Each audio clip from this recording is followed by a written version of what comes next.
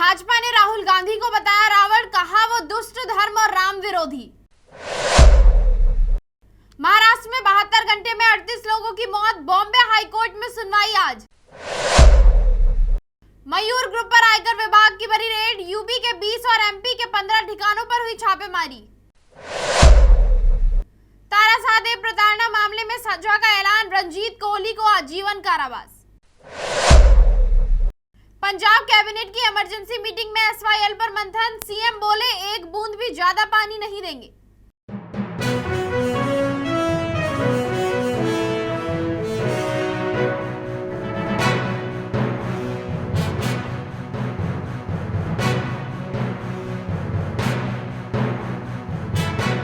नमस्कार, new India live देख रहे हैं आप और मैं हूं आपके साथ रूबी सिंह चौहान। रुक करेंगे इस वक्त की बड़ी खबरों की ओर। भाजपा ने गुरुवार को अपने सोशल मीडिया पर राहुल गांधी की एक तस्वीर पोस्ट की और उन्हें नए जमाने का रावण बताया। पार्टी ने लिखा, नए जमाने का रावण यहाँ है, वो दुष्ट, धर्म और राम विरोधी है। उनका एकमात्र लक्ष्य देश को बर्बाद करना है।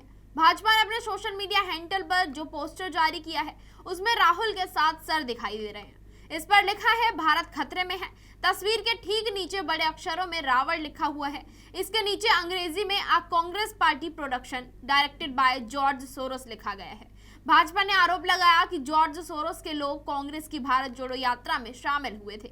इसके अलावा भाजपा नेताओं ने ओपन सोसाइटी फाउंडेशन नाम के एक गैर सरकारी संगठन का नाम लिया। भाजपा नेताओं का दावा है कि ये एनजीओ जॉर्ज सोरोस की ओर से वित्त पोषित है और उसके उपाध्यक्ष सलील शेट्टी ने कांग्रेस की भारत जोड़ो यात्रा में शामिल हुए थे। 17 फरवरी को भाजपा प्रवक्ता गौरव भाटिया ने सोशल मीडिया पर फोटो पोस्ट किया जिसमें सलील शेट्टी राहुल गांधी के साथ भारत जोड़ो यात्रा में एक साथ दिख रहे हैं। इसके अलावा भाजपा के एक और प्रवक्ता शहजाद पूनावाला ने इसी तारीख को एक वीडियो पोस्ट किया जिसमें प्रवीण चक्रवर्ती के नाम का जिक्र किया। चक्रवर्ती भी मोदी विरोधी माने जाते हैं। दरअसल 28 जून को स्मृति ईरानी ने एक प्रेस कॉन्फ्रेंस की थी। स्मृति ने कहा था, राहुल गांधी अपने अमेरिका दौरे पर जॉर्ज सोरोस के करीबियों से मुलाकात कर रहे हैं। उन्होंने अपनी यात्रा के दौरान भारतीय प्रवासियों के एक कार्यक्रम की मेजबानी में Islamic circle of north America के तंजिम अंसारी की भागीदारी के लिए भी गांधी पर हमला बोला और कहा कि अंसारी का जमात इस्लामी के साथ संबंध है। जॉर्ज सोरोस अमेरिका के बिलियनियर कारोबारी है। सोरोस ने 8 महीने पहले म्यूनिक सिक्योरिटी काउंसिल में कहा था कि भारत लोकतांत्रिक देश है लेकिन प्रधानमंत्री मोदी लोकतांत्रिक नहीं है। उनके तेजी से बड़े नेता बनने की अहम वजह मुस्लिमों के साथ की गई हिंसा है। सोरोस ने भारत में नागरिकता संशोधन कानून यानी सीएए और कश्मीर से आर्टिकल 370 हटाए जाने पर भी पीएम मोदी पर निशाना साधा था।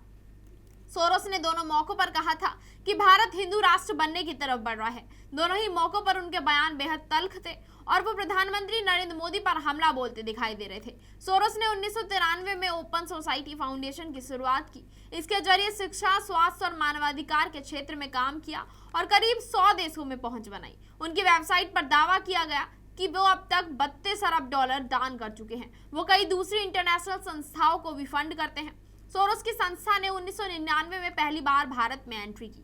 पहले भारत में रिसर्च करने वाले स्टूडेंट को स्कॉलरशिप देती थी। 2014 में ओपन सोसाइटी ने भारत में दवा, न्याय व्यवस्था को बेहतर और विकलांग लोगों को मदद करने वाली संस्थाओं को आर्थिक सहायता देना शुरू किया। 2016 में भारत सरकार ने देश में इस संस्था के जरिए होने वाले फंडिंग पर रोक लगा दी। विदेश मंत्री एस जयशंकर ने अमेरिका के बिलियनियर कारोबारी जॉर्ज सोरोस को बूढ़ा, अमीर, जिद्दी और खतरनाक बताया था। जयशंकर ने ऑस्ट्रेलिया में कहा था, ऐसे लोगों को लगता है कि अगर उनकी पसंद का व्यक्ति चुनाव जीतता है तो वो चुनाव अच्छा है, लेकिन अगर नतीजा कुछ और निकले तो वो देश के लोकतंत्र में खामियां ढूंढने लगते हैं। सोरोस के बयान पर केंद्रीय मंत्री स्मृति ईरानी ने कहा था कि विदेश धरती पे भारत के लोकतांत्रिक ढांचे को कमजोर करने की कोशिश हो रही है। ये भारत की डेमोक्रेसी में दखल देने की कोशिश है। सोरोस के बयान का कांग्रेस ने भी विरोध किया था। अमेरिकी अरबपति जॉर्ज सोरोस ने पीएम नरेंद्र मोदी पर आपत्तिजनक टिप्पणी की थी और भारत में जल्द ही एक लोकतांत्रिक बदलाव की उम्मीद जताई थी। बीजेपी और कांग्रेस दोनों ने इस बयान की निंदा की थी। कांग्रेस नेता पी चिदंबरम ने कहा कि मैं पहले भी जॉर्ज सोरोस की ज्यादातर बातों से सहमत नहीं था और आज भी नहीं हूं। विदेश मंत्री एस जयशंकर ने तो सोरोस को बूढ़ा, जिद्दी, अमीर और खतरनाक बताया है। वहीं महाराष्ट्र के नांदेड़ में doctor Shankarrao Chavan medical college और सरकारी अस्पताल में मौतों का सिलसिला जारी है। बीते 72 घंटे में 38 लोगों की जान गई है। गुरुवार को नांदेड़ मेडिकल कॉलेज हॉस्पिटल में 21 साल की महिला और उसके नवजात शिशु की मौत पर नांदेड़ ग्रामीण पुलिस स्टेशन पर मामला दर्ज किया गया है। इधर बॉम्बे हाई कोर्ट ने नांदेड़ और छत्रपति संभाजीनगर के सरकारी अस्पतालों में मौतों को गंभीरता से लिया है। कोर्ट ने राज्य सरकार को नोटिस जारी करते हुए कहा, अस्पतालों में दवाओं की कमी होने का कारण हमें मंजूर नहीं है। कोर्ट ने राज्य सरकार से गुरुवार तक हेल्थ बजट का ब्यौरा मांगा है। इस मामले पर आज फिर सुनवाई होगी। इस बीच अस्पताल की बदहाली को लेकर सरकार में ही मतभेद सामने आया। मुख्यमंत्री एकनाथ शिंदे ने सब ठीक होने का दावा किया, वहीं चिकित्सा शिक्षा मंत्री हसन मुशर्रफ ने स्टाफ की कमी की बात मानी है। विपक्ष ने भी अस्पताल में दवाओं और स्टाफ की कमी और उपकरण बंद होने के आरोप लगाए हैं। महाराष्ट्र सरकार ने जांच के लिए 3 सदस्यीय समिति गठित की है। समिति ने मंगलवार से ही काम शुरू कर दिया। नांदेड़ के कंधार की अंजलि वाघमारे को 30 सितंबर को प्रसव के लिए भर्ती कराया गया था। डॉक्टर ने बच्चे की हालत गंभीर बताते हुए ब्लड बैग और कुछ दवाएं मंगाई। इस पर 45,000 का खर्च आया, लेकिन इलाज नहीं हुआ। ना तो वहां कोई डॉक्टर था, ना कोई नर्स। अंजलि के पिता ने इसकी शिकायत दीन डॉक्टर श्याम वाकोड़े से की, लेकिन शिकायत है कि उन्होंने उसे भगा दिया। इसके बाद अंजलि के बच्चे की उसी दिन मौत हो गई। सही इलाज न मिलने के कारण 4 अक्टूबर को अंजलि ने भी दम तोड़ दिया। अंजलि के पिता ने आरोप लगाया था कि इन दोनों मौतों के लिए डॉक्टर श्याम वाकोड़े और उनके सहयोगी जिम्मेदार थे। इसलिए ग्रामीण पुलिस ने धारा 304 के तहत मामला दर्ज किया। इससे पहले 3 अक्टूबर की शाम शिवसेना सांसद हेमंत पाटिल नांदेड़ के अस्पताल पहुंचे और मौत के मामले पर नाराजगी जताते हुए डीन एसआर वाकोड़े से टॉयलेट साफ करवाया। घटना का फोटो और वीडियो वायरल होने के बाद पुलिस ने हेमंत पाटिल के खिलाफ एफआईआर दर्ज की है। डीन ने आरोप लगाया है कि सांसद ने उन्हें उनकी ड्यूटी करने से रोका और बेइज्जत किया। छत्रपति संभाजीनगर के शासकीय मेडिकल कॉलेज और हॉस्पिटल में 24 घंटे में 18 मरीजों की मौत हुई। इनमें 2 नवजात थे। अस्पताल के चिकित्सा अधीक्षक ने कहा कि ये मौतें 2 अक्टूबर सुबह 8 बजे से 3 अक्टूबर की सुबह 8 बजे के बीच हुई। नांदेड़ के शंकरराव चौहान सरकारी अस्पताल में जिन 38 लोगों की मौत हुई, उनमें 16 बच्चे थे। इस अस्पताल में 30 सितंबर की रात में मौतों का सिलसिला जारी है। यहाँ अभी भी 70 मरीजों की हालत गंभीर बताई जा रही है, जिनमें 38 नवजात हैं। फिलहाल अस्पताल में 138 नवजातों का इलाज चल रहा है। नांदेड़ अस्पताल की नवजात गहन चिकित्सा इकाई में 65 बच्चे एडमिट हैं, जबकि क्षमता केवल 24 बच्चों की है। हॉस्पिटल में 500 बेड की व्यवस्था है, लेकिन 1200 मरीज भर्ती है। वहीं कानपुर की बड़ी वनस्पति तेल कंपनी मयूर ग्रुप पर आयकर विभाग ने बड़ी कार्रवाई की है। सूत्रों के मुताबिक कानपुर समेत यूपी में करीब 20 और मध्य प्रदेश के 15 ठिकानों पर कार्रवाई जारी है। इसमें 150 से अधिक अफसर कार्रवाई में शामिल हैं। गुरुवार सुबह 6 बजे टीमें पहुंच गई। इसके बाद सभी परिसर सील कर दिए गए। सोर्स के मुताबिक करीब 1000 करोड़ के टैक्स चोरी का मामला बताया जा रहा है। सिविल लाइन स्थित मयूर ग्रुप की कोठी 5 मंजिला बेहद आलीशान बनाई गई है। सूत्रों के मुताबिक यहाँ 2 दर्जन से अधिक आयकर अधिकारियों की टीमें मौजूद हैं। आयकर अधिकारियों ने तब छापेमारी की जब कंपनी के दोनों डायरेक्टर इसी आलीशान कोठी में मौजूद थे। बता दें कि मयूर ग्रुप वनस्पति तेल, फूड आइटम्स और पैकेजिंग का काम करते हैं। कानपुर देहात के रनिया क्षेत्र में मयूर ग्रुप की सबसे बड़ी फैक्ट्री है। मयूर ग्रुप ने फैक्ट्री के आसपास भी 1000 एकड़ से ज्यादा जमीन को खरीद फरोख्त की है। वहीं आयकर सूत्रों के मुताबिक कंपनी में बड़े पैमाने पर आयकर चोरी की जा रही है। करीब 1000 करोड़ रुपए से ज्यादा का आयकर चोरी की बात फिलहाल सामने आ रही है। हालांकि अधिकारियों ने दस्तावेजों को खंगालना शुरू कर दिया है। रनिया स्थित फैक्ट्री में अभी आयकर की टीम मौजूद है। कानपुर में मयूर वनस्पति के ठिकानों पर 30 सितंबर को भी डीजीआई ने लखनऊ के ढाबे पर आईटीसी में बड़ी गड़बड़ी पकड़ी गई थी। 4 साल पुराने इस मामले में कंपनी के मालिक सुनील गुप्ता और सुरेश गुप्ता भी फंसे थे। फर्स्ट 2019 में डीआरआई ने कहा मयूर वनस्पति पर छापा मारकर कंपनी के निदेशक को गिरफ्तार भी किया है। 25 फरवरी 2019 को डीआरआई, राजस्व खुफिया निदेशालय कोलकाता और लखनऊ की टीमों ने मयूर वनस्पति के निर्माता सुनील गुप्ता और सुरेश गुप्ता के सिविल लाइंस स्थित आवास पर संयुक्त रूप से छापा मारा था। इसमें पता चला था कि कारोबारी बांग्लादेश के रास्ते थाईलैंड से कच्चा माल मंगाते थे। थाईलैंड से सीधे आयात पर टैक्स अधिक है, इसलिए इस रास्ते का इस्तेमाल किया जा रहा है। मामले का कंपनी के संचालक को गिरफ्तार भी किया गया था। कानपुर के कारोबारियों पर आईटी रेड 25 करोड़ कैश मिला। 300 अफसरों ने 95 घंटे में 600 करोड़ के फर्जी लेन देन, 100 करोड़ की टैक्स चोरी पकड़ी। कानपुर में बुलियन, ज्वेलरी और रियल एस्टेट कारोबारियों के प्रतिष्ठानों में 4 दिन में चल रही आयकर विभाग की छापेमारी मंगलवार को खत्म हो गई। वहीं ज्वेलर्स के ठिकानों पर रेड के दौरान 25 करोड़ रुपए की नकदी और करीब 70 किलो सोना चांदी सीज किया गया है। इसकी तस्वीरें भी सामने आई हैं। वहीं नेशनल शूटर रह चुकी तारा शाहदेव प्रताड़ना मामले में सजा का ऐलान कर दिया गया है। सीबीआई कोर्ट ने रंजीत कोहली को आजीवन कारावास की सजा दी है। इसके साथ ही 50,000 जुर्माना भी लगाया है। रंजीत कोहली की मां कौशल रानी को 10 साल की सजा देते हुए 50,000 का जुर्माना लगाया है। हाईकोर्ट के पूर्व रजिस्ट्रार मुश्ताक अहमद को भी सजा दी है। इसे 15 साल सश्रम कारावास के साथ 50,000 जुर्माना लगाया है। रांची सीबीआई कोर्ट के विशेष न्यायाधीश पीके शर्मा की अदालत ने रंजीत कोहली को आईपीसी की धारा 120B, 376, 323, 298, 506 और 496 के तहत दोषी माना है। वहीं कौशल्या रानी को आईपीसी की धारा 120B, 298, 506 और 323 के तहत दोषी माना है। वहीं हाईकोर्ट के पूर्व रजिस्ट्रार मुश्ताक अहमद को आईपीसी की धारा 120B और 298 में दोषी पाया है। अदालत ने इससे पहले 30 सितंबर को अपना फैसला सुनाया है। फैसला सुनाते हुए अदालत ने मुख्य आरोपी रणजीत सिंह कोहली उर्फ रकीबुल हसन, उसकी मां कौशल्या रानी, हाईकोर्ट के पूर्व रजिस्ट्रार मुश्ताक अहमद को दोषी करार दिया। सीबीआई की विशेष अदालत ने तीनों को साजिशन, जबरन धर्म परिवर्तन करने, धोखे में रखकर शादी करने, मारपीट, कुत्ते से कटवाने और गाली गलौज करने का दोषी पाया है। इस मामले में ओवरी लोक अभियोजक प्रियांशु सिंह लोक अभियोजक रवि कुमार ने 26 गवाहों का बयान दर्ज कराया था। इसके आधार पर अभियुक्तों को दोषी पाया गया। झारखंड हाईकोर्ट के आदेश पर सीबीआई ने 215 में इस केस को टेक ओवर किया था। इस मामले की सुनवाई लगभग 8 साल चली है, जिसमें तीनों आरोपियों के खिलाफ 3 जुलाई 2018 को आरोप गठित किया गया था। सीबीआई की ओर से 26 गवाहों को पेश किया गया है। 26 सितंबर को नेशनल राइफल शूटर तारा शाहदेव उत्पीड़न मामले में बचाव पक्ष की ओर से सीबीआई कोर्ट में लिखित बहस प्रस्तुत किया गया। पंजाब सरकार ने सतलुज यमुना लिंक के मुद्दे पर गुरुवार को इमरजेंसी कैबिनेट मीटिंग बुलाई। करीब 45 मिनट चली मीटिंग के बाद सीएम भगवंत मान ने कहा, किसी भी कीमत पर एक बूंद भी ज्यादा पानी किसी दूसरे राज्य को नहीं देंगे। जल्द ही मॉनसून सत्र बुलाने पर भी विचार हुआ। बैठक में कहा गया कि अभी सुप्रीम कोर्ट के फैसले की कॉपी नहीं मिली है, उसका पहले इंतजार किया जाएगा। बता दें कि कल सुप्रीम कोर्ट ने एसवाईएल नहर पर पंजाब सरकार को जमकर फटकार लगाई थी। एससी ने कहा कि पंजाब सरकार इस मामले में राजनीति ना करे, वो सुप्रीम कोर्ट को सख्त आदेश देने के लिए मजबूर ना करे। पंजाब सरकार कानून से ऊपर नहीं है। वित्त मंत्री हरपाल चीमा ने कैबिनेट के फैसलों की ब्रीफिंग करते हुए कहा कि मीटिंग चर्चा हुई कि पंजाब के पास एक बूंद भी पानी की अतिरिक्त नहीं है। जब पंजाब के पास पानी है ही नहीं तो फिर दिया कहां से जाएगा।